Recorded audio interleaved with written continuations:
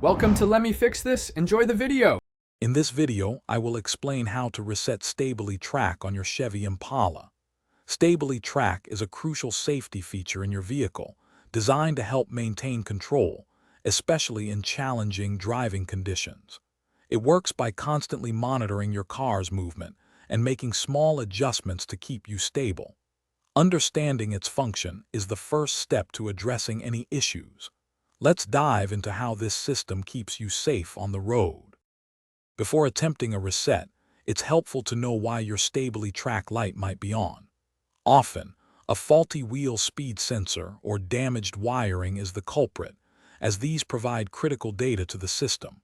Sometimes, simply having low brake fluid can trigger the warning. Even engine performance issues like a misfire can cause the Stabilitrak to temporarily shut down.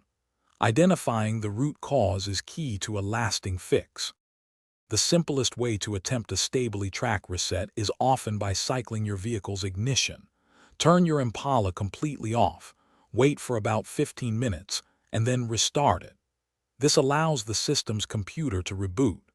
Another method involves pressing and holding the Stabilitrak button, usually found on your dashboard, for 5 to 10 seconds.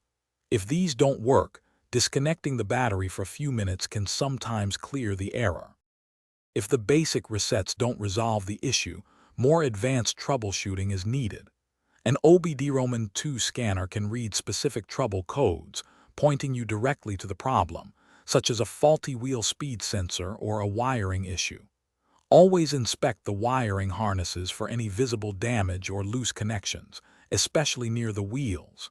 If problems persist, consulting a certified mechanic is recommended.